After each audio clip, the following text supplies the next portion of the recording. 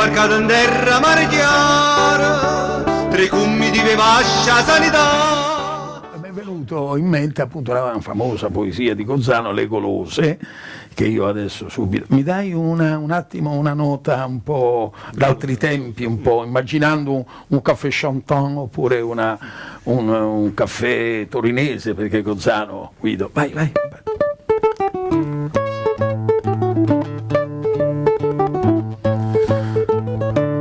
Io sono innamorato di tutte le signore che mangiano le paste nelle confetterie, signore e signorine le dita senza guanto scelgono la pasta, come ritornano bambine, perché nessuno le veda, volgono le spalle in fretta, sollevano la veletta e hop, divorano la preda. C'è quella che si informa, pensosa della scelta, quella che toglie svelta né cura tinta o forma, e l'una pur mentre igniotte già pensa al dopo, al poi, e domina i vassoi con le pupille ghiotte. Un'altra con bell'arte sugge la punta estrema, invana perché la crema gli esce dall'altra parte, fra quegli aromi acuti strani, con misti troppo di cedro, di sciroppo, di creme, di velluto, di essenze parigine, mammole e chiome.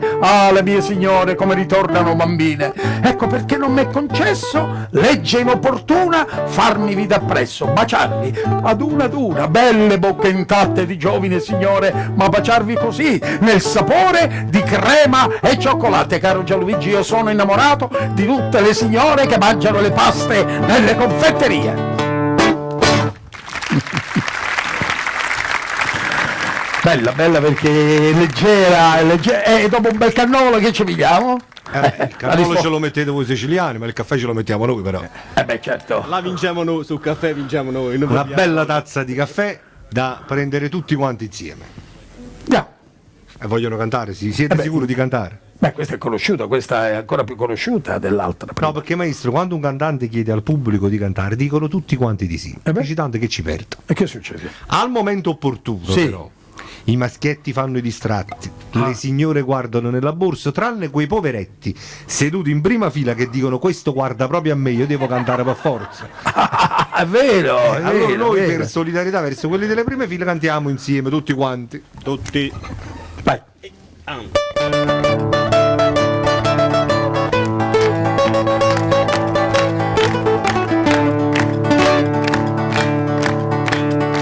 Io sapevo che si muovete, facite sempre faccia amareggiata, ma voi quando più brutto vi facete, più bella l'occhio mi va presentata, io ma non so se ve ne accorgete, ma questi modo i brigi, razze che te parite, Sotto tenuto zucchero e a coppa magazzina, ma tanto che già puttana, per matrimonio che già gira, con dolce sotto la tazza fina, mo che va ad arrivare.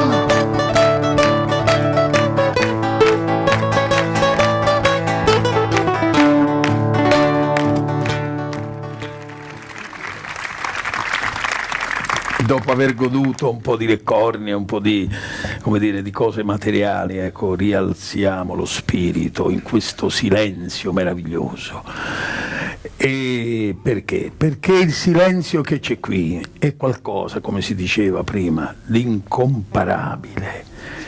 Anzi, Leopardi parla di sovrumani silenzi, sovrumani.